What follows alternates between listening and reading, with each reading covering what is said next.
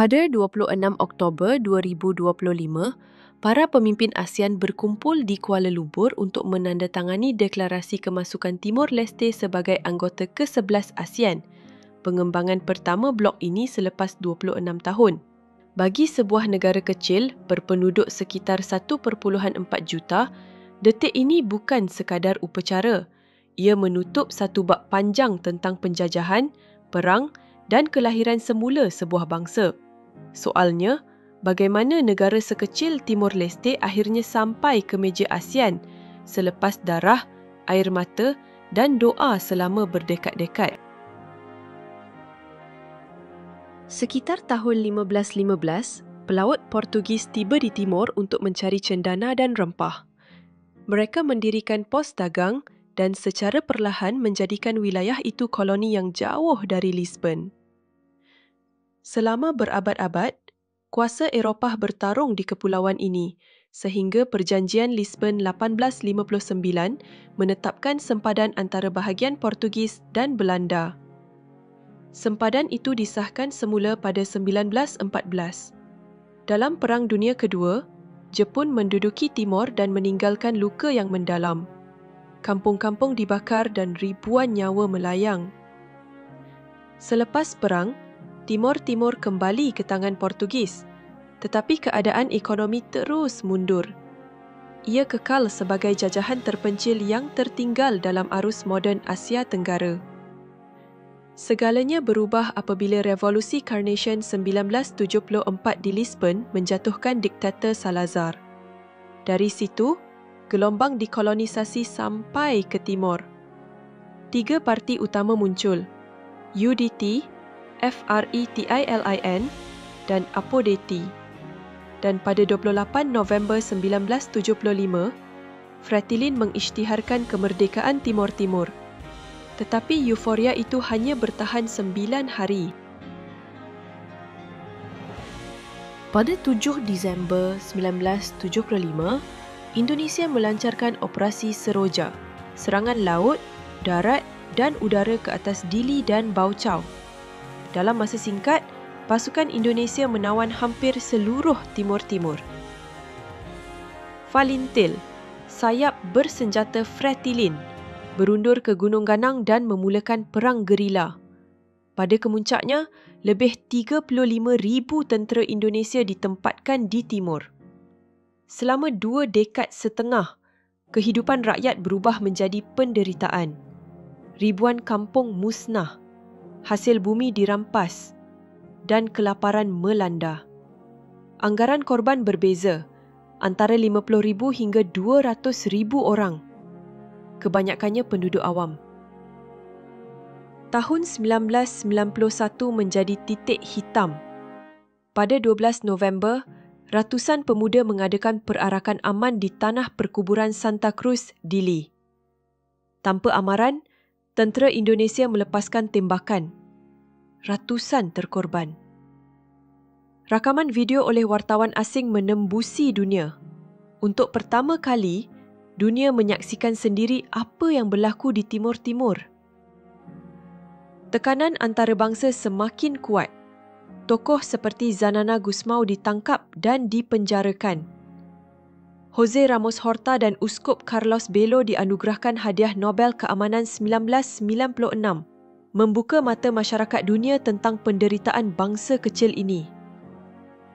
Akhirnya, selepas kejatuhan Suharto pada 1998, peluang terbuka. PBB menubuhkan UNAMAC untuk mengurus referendum pada 30 Ogos 1999. Hasilnya mengejutkan. 78.5% rakyat memilih untuk merdeka. Namun, kemenangan itu dibalas dengan keganasan. Milisi pro-integrasi membakar Dili, membunuh dan mengusir ribuan orang.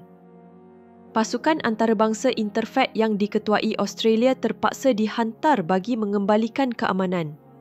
Timor Timur kemudian diletakkan di bawah pentadbiran PBB melalui UNTAET. Dari situ, bermulalah perjalanan panjang menuju negara yang merdeka. Dan di sebalik runtuhan rumah, tangisan dan doa bercampur. Di setiap kampung yang terbakar, ada ibu yang tetap memeluk anaknya lebih erat daripada takut. Pada 20 Mei 2002, Timor Leste akhirnya merdeka secara rasmi. Zanana Gusmao menjadi presiden pertama, manakala Mari Alkatiri dilantik sebagai Perdana Menteri. Namun, luka perang masih segar. Ekonomi rapuh, institusi lemah dan keamanan belum sepenuhnya pulih. Tahun 2006 menyaksikan krisis besar apabila perbalahan dalam angkatan tentera membawa kepada rusuhan di Dili. Lebih 150,000 orang kehilangan tempat tinggal. Alkatiri meletak jawatan dan Jose Ramos Horta mengambil alih sebagai Perdana Menteri. PBB menubuhkan misi UNMIT dan pasukan antarabangsa termasuk Australia, New Zealand, Portugal dan Malaysia dikerahkan bagi memulihkan keamanan. 2 tahun kemudian pada 11 Februari 2008, sekelompok renegade menyerang kediaman Presiden Ramos Horta. Beliau ditembak dan parah tetapi selamat. Serangan itu menjadi penamat kepada era krisis politik Timor Leste. Selepas keadaan stabil, Timor Leste mula membina masa depan ekonominya. Kerajaan menubuhkan Petroleum Fund, dana kekayaan berdaulat yang kini bernilai hampir 19 bilion dolar American Syarikat. Pada 2018, Timor Leste dan Australia menandatangani Perjanjian Sempadan Maritim Baharu di bawah naungan PBB. Perjanjian itu mewujudkan rejim khas bagi kawasan gas Greater Sunrise, sumber utama masa depan negara ini. Ia menjadi simbol kedaulatan sebenar. Buat pertama kali, Timor Leste memiliki sempadan lautnya sendiri dan hak penuh terhadap hasil bumi di bawahnya.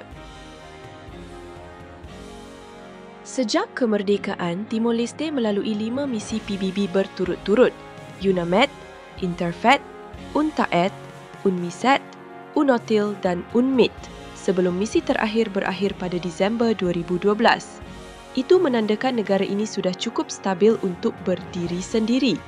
Dari segi pembangunan sosial, kemajuan amat ketara.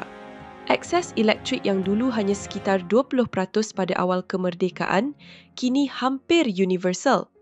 Sekolah-sekolah baharu dibina, hospital dibuka di setiap daerah dan kadar celik huruf meningkat pesat. Kerajaan juga menubuhkan Zon Ekonomi Khas OIKUS ZEESM bagi menarik pelaburan asing dan merangsang ekonomi tempatan. Dalam aspek bahasa dan identiti, perlembagaan menetapkan Tetum dan Portugis sebagai bahasa rasmi, manakala bahasa Inggeris dan Indonesia sebagai bahasa kerja. Ini menjadikan Timor Leste satu-satunya negara ASEAN yang berakar lusofon tetapi berjiwa Nusantara. Namun cabaran terbesar tetap ekonomi. Sumber utama negara masih minyak dan gas. Selepas Medan Bayu Undan berakhir, harapan bertumpu kepada Greater Sunrise, ladang gas raksasa di sempadan laut dengan Australia. Pertikaian tentang lokasi loji LNG berlarutan. Adakah di Darwin, Australia atau di Dili sendiri? Kerajaan Timor Leste bertegas mahu loji dibina di tanah air mereka agar rakyat menikmati hasilnya secara langsung. Kini, dana petroleum dianggarkan bernilai hampir 18 bilion dolar Australia. Walaupun jumlah itu besar, ia tidak kekal selamanya. Jika Greater Sunrise tidak dimajukan, dana ini boleh susut dalam 2 dekad akan datang. Dari sisi diplomasi, Timor Leste memohon menyertai ASEAN sejak 2011. Permohonan itu diterima secara prinsip pada 2022 dan akhirnya disahkan sepenuhnya pada 26 Oktober 2025. Langkah ini membuka jalan ke pasaran serantau, program pendidikan bersama dan perlindungan geopolitik yang lebih luas.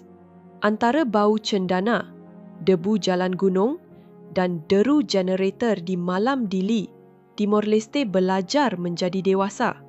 Bangsa ini menulis sempadan di lautnya sendiri dan kini mengetuk pintu ASEAN, bukan sebagai anak benua, tetapi sebagai saudara. Bagi Timor Leste, menjadi anggota ASEAN tidak hanya tentang ekonomi. Ia simbol pengiktirafan bahawa bangsa ini kini berdiri setaraf dengan jiran-jiran yang pernah menontonnya dari jauh. Keanggotaan ASEAN membawa manfaat dalam perdagangan, pendidikan dan keselamatan rantau. Tetapi, lebih dari itu, ia memperkukuh identiti Timor Leste sebagai jambatan antara dunia lusofon dan Asia Tenggara. Cabaran tetap ada.